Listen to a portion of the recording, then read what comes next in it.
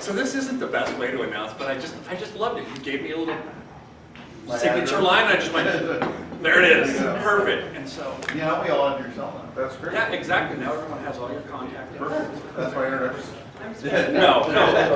Just drive fast. No, it goes downhill from here. Yes. You wish. You might not get a chance to talk So, you all got the email, so I won't, and I know you all read it from President Ray. So it's my pleasure. I served on the board of the St. Joseph Hospital Foundation for many years.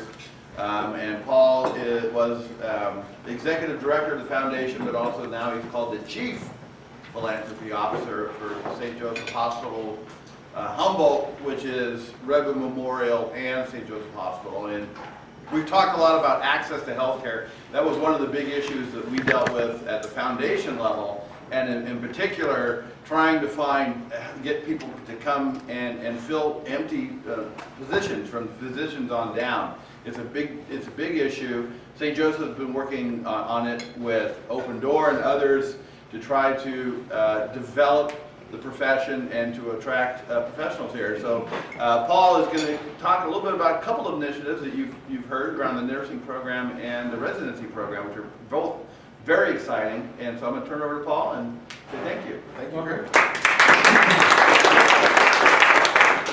Greg encouraged me to come here and ask for money. I am the fundraising guy. That's what so if you get fined for that, then Greg said he would be willing to pay. Oh, yes, absolutely. Oh, yeah, let's reinstitute fines just for today. How many of you have a primary care physician? Do you all have a primary care Brand doctor? new. Good, congratulations. So that was most of you. Anybody not have a primary care doctor right now? Sorry, Matt. Yeah, I can hook you up. It's a serious problem in Humboldt County. I will talk about the nursing program when we get through with this, but I'm here to share with you the good news that we have a solution to the access problem with primary care in Humboldt County.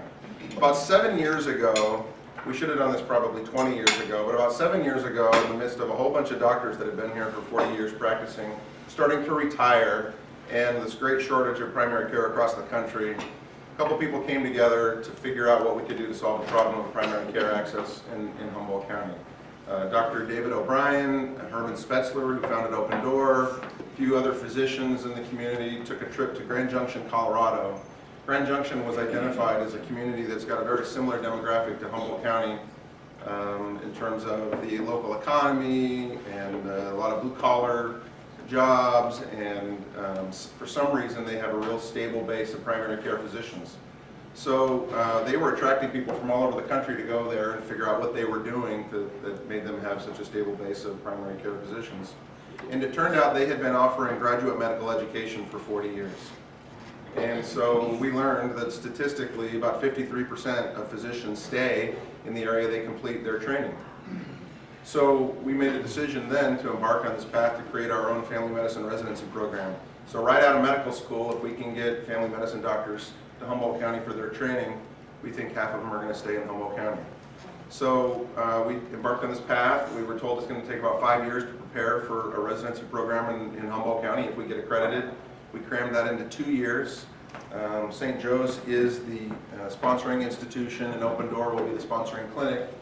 But I'm happy to say that we have residents coming this summer. So this is the mission of the residency. Family Medicine Residency trains resident physicians to treat individuals in a way that recognizes their needs as a whole person and as a community member. We accomplish this mission by teaching residents how to address the unique challenges of a rural, underserved community. Residents learn how to be resourceful, autonomous providers and leaders in family medicine. And we believe that all healthcare starts with family medicine. It's one of the reasons that our emergency rooms are overrun. It's one of the reasons that our specialists are burnt out, because they are all doing primary care, because so many people lack access to a primary care physician. So our goal is to recruit 50% of each graduating class to Humboldt County. Obviously the goal is to retain the recruited graduates longitudinally, as well as retain current community physicians who want to teach residents for their own professional development. As we started down this path of the residency, we have seen so much energy from retired physicians and some of our older physicians that want to be a part of training the next generation of physicians in Humboldt County. A lot of physicians that don't always play nice in the sandbox together are coming together you know, some Open Door does their thing and St. Joe's does their thing, and we kind of had a bad reputation for a while where people were saying that St. Joe's is running private practice out of business, when in truth St. Joseph Medical Group was really saving a lot of private practice, because it's hard to survive in private practice, especially in family medicine. But the residency has brought a lot of doctors together and gotten them excited about training the next generation. So our goal is that 50% of them will stay within 100 miles of where they complete their training, which pretty much is Arcata, McKinleyville, Eureka, Crescent City, Willow Creek, almost Weaverville, everything in between, Lolita, Fortuna, Rio Dell, Miranda, Garberville, Leggett, etc. And so when these doctors graduate, they're not going to work at St. Joseph Hospital. They're going to join a medical group. They may go into private practice. They may work at Open Door. We don't really care. So it's kind of a unique project. Again, I'm a fundraiser. And so usually I'm fundraising for a piece of equipment that's going to help us serve the community with a new linear accelerator, a new digital mammography. But this is really just about human resources. So this is not about buying a piece of equipment that's going to live inside the hospital. It's just about building the base of medicine in Humboldt County. So this is a really, really busy slide, but this tells you a little about the program structure. And I don't mind if you have ask questions if I'm going, because I know I'm going kind of fast here. The residency is a 3-year program. We'll bring in 6 residents every year until there's 18 residents constantly in rotation. The residents do see their own patients, called the continuity panel, through Open Door. That's where they will see their patients, and then they go through a bunch of rotations. Some examples are inpatient service, ICU, the emergency room. They deliver babies. They will spend time in surgery, and then they have opportunities to do some elective rotations with some of these community partners. So the residency, when you say program length, the residency program goes on forever. The residents spend 3 years. We intend to keep it going forever, yes, but the residency lasts 3 years for the students. So the students that applied to start in July are graduating in May. They'll go for 3 years, and then they'll go into practice after they do the residency. Do you have any trouble recruiting people to come up here to do the residency? You know, we were really worried, so we poured really in the last 2 years about $2 million into this effort. We hired faculty, and we developed curriculum, and we hired a director from Texas, and started down this path and went through the accreditation process, hired consultants and all that, and then started marketing the program, went to conferences, and opened up for applications in September. And so after all this effort, our fear was we were going to send invitations and no one would come to our party. We got 650 applications for the first 6 spots.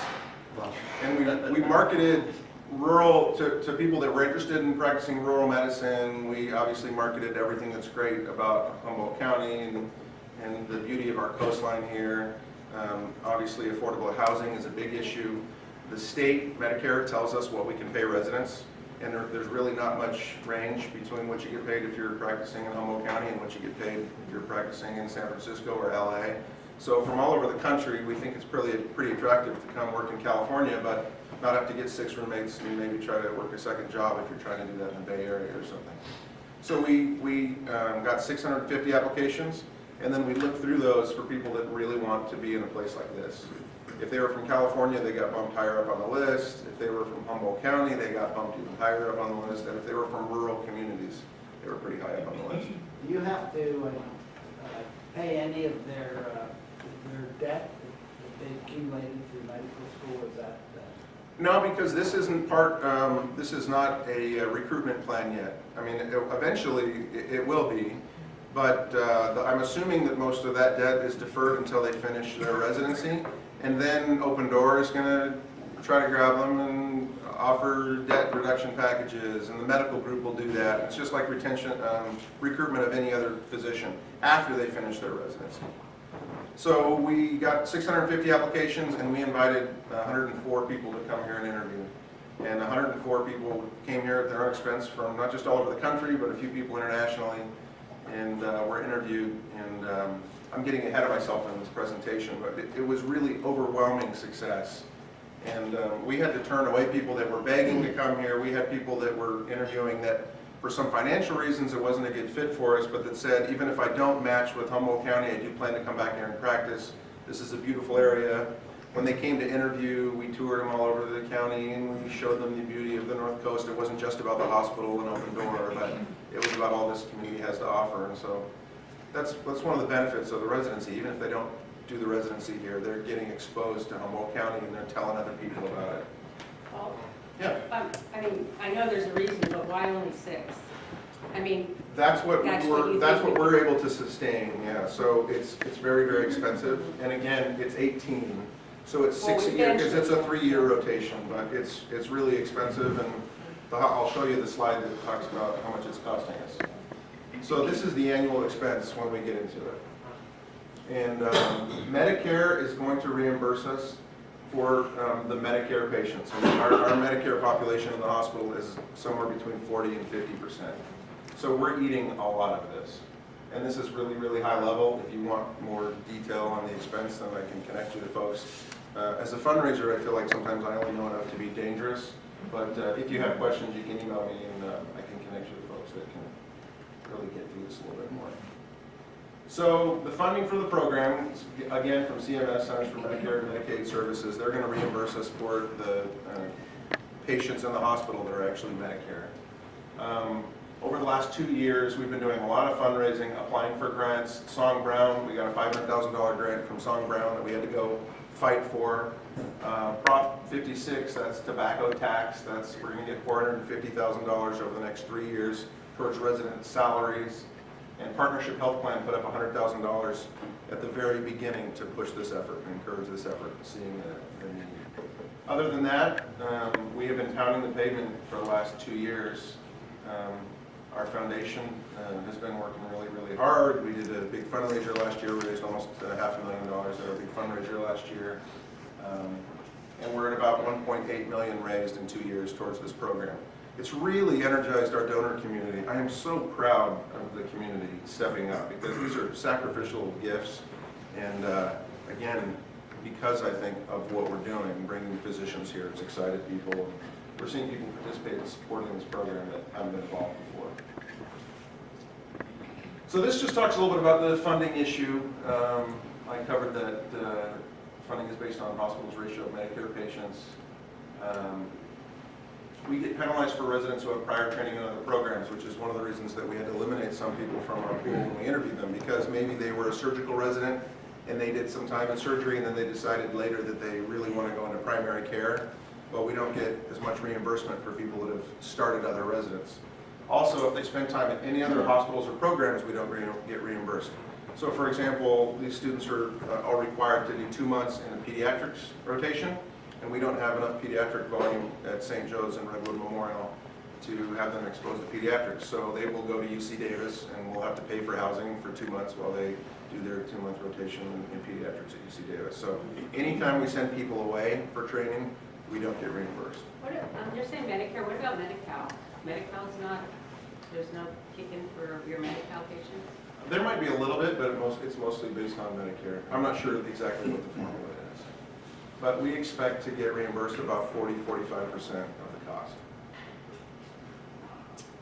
I'm not going to get into all of these deals here, but bottom line is the big burden is on the hospital to do this. So we're about probably a little over $2 million a year is just going to have to be absorbed in our operations budget. We believe that 5-10 years down the road, we're going to have more referring physicians. It's going to bolster our specialty services. We're going to have more physicians referring patients to the hospital. But the reason that we got into this is because this community needs to stabilize primary care. This is about the local economy. This is about us being attractive to startup companies that are interested in the quality of life that we have here. But you're not going to see Papa and Barclay bringing 250 employees here if they don't think their employees are going to have access to primary care. You're not going to see people retiring here if they don't believe that we have a stable base of primary care, which again goes to the specialists that we can recruit. The specialists look at what your primary care base is like, because they know across the country this stress exists. In a place like Humboldt County, where because of our isolation, it becomes particularly challenging. Is this the first time there's been a residency program in Humboldt County? I believe it is. Why only 6? Why can't we have 12? I mean, right now it's 6 a year, but maybe like in 2 or 3 years we have 12. Well, we can apply for more residency spots, but I think they believed when we started looking into this that this is what was sustainable for now. It is a huge burden, and honestly, I hear, you know, we have 6 coming in July, and people are nervous about whether or not we're ready for the 6 next year. There is so much work that goes into this, and because we've never done it before, physicians are excited in participating as faculty, but we have a lot of work to do. So that's just what we applied for. For our size, I think that's probably pretty standard. Are you partnering with the other local hospitals to provide this training, or do they go to Mad River or down to Fortuna? No, in the beginning, they won't go anywhere but Eureka. Now, part of that is to keep them in one location because we want this program to be really, really tight. So there's a possibility in the future of them also going to Redwood Memorial. But the main reason they're staying at St. Joe's is because we're the only place that offers that level of specialty services. So the trauma program, the cancer program, you know, I suppose for delivering babies, they could go to one of the 3 hospitals, but it's going to be easier if we just keep them in one place. I think that's a possibility down the line. They'll do all their in-clinic patients at Open Door. Do you have a ratio of the traveling doctors or nurses that are in the area? I don't know the number. No. But it's significant. Yeah. Yeah. You can see them all at the Carter Hotel bar. That's right. So the benefits to the community, obviously access to care for patients, more patient safety. I say patient safety because obviously these new physicians are being monitored really, really closely by the doctors that are training them, but they're also bringing information on the latest that they just learned from college. So they're bringing back and they're teaching our local doctors what they just learned and new techniques and new science. So it's actually lifting everybody up. And again, I talk about recruitment and retention of physicians. It's not just the residents, but it's also the physicians that are here are really, really excited about participating in this. It feels like we're planning for the future. We should have gone down this path 20 years ago. But doctors that recently retired are really excited to participate in this.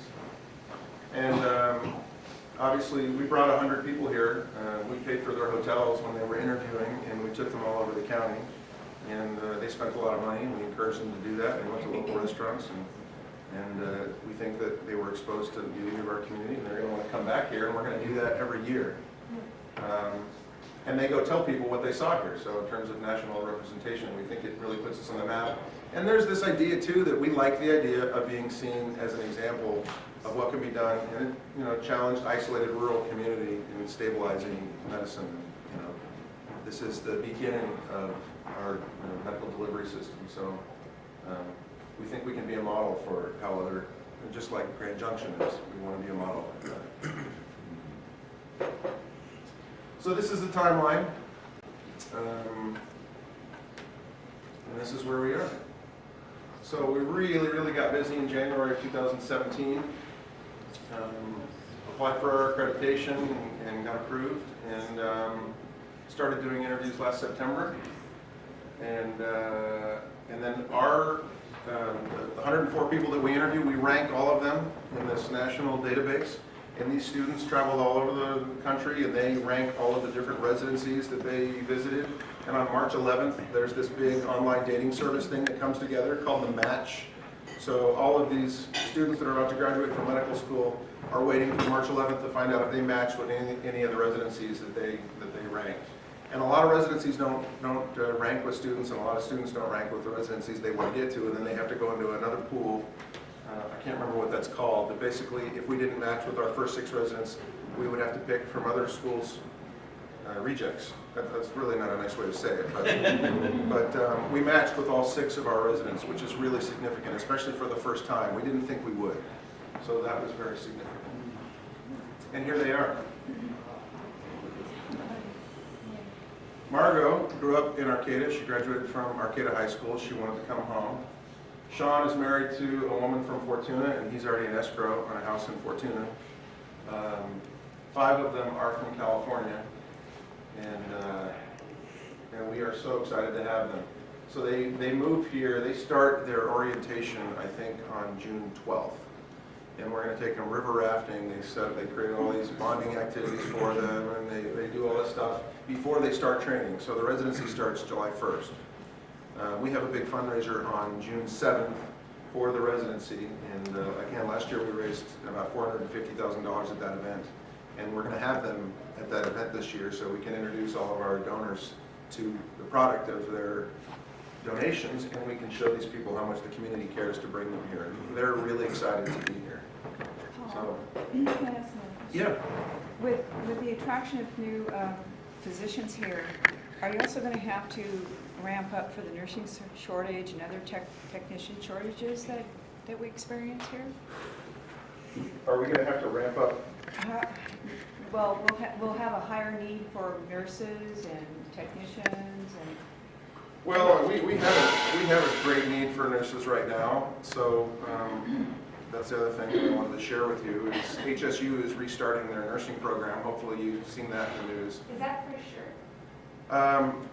I believe it is for sure. We put up, St. Joseph Health put up $2 million to go into what they hope will be a $5 million endowment to get that program going. Is it So wait until that 5 million is reached to begin?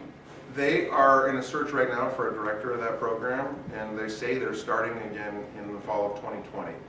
So they have a year to put it together, but HSU is operating as if it's happening. I mean, so are we.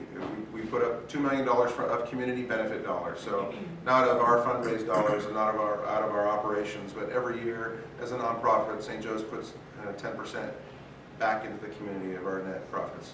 And so we took $2 million from those funds to reinvest.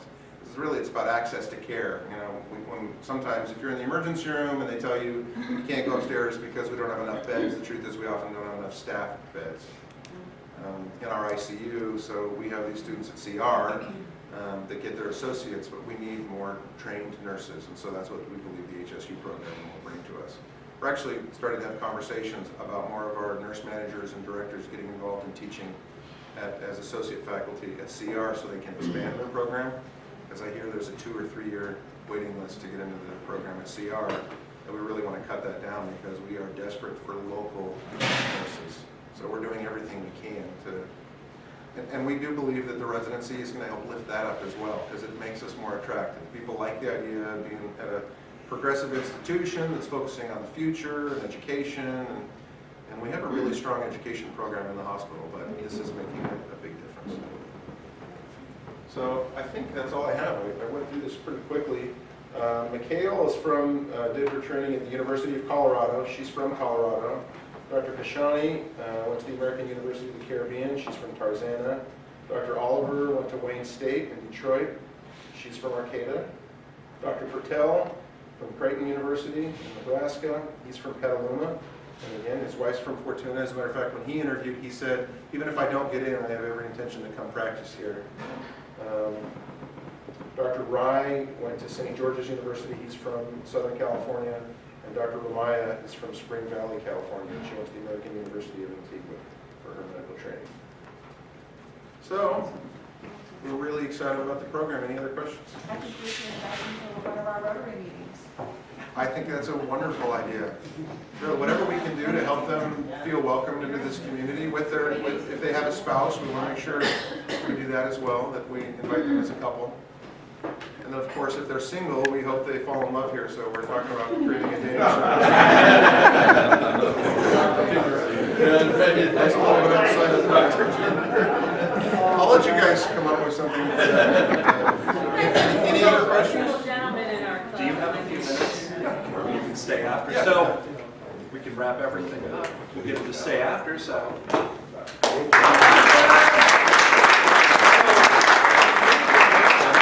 Your name to the Wheelchair Foundation, but as you can see, I did a fantastic job of putting your name on the certificate. Excellent. But thank you. Thank you. So,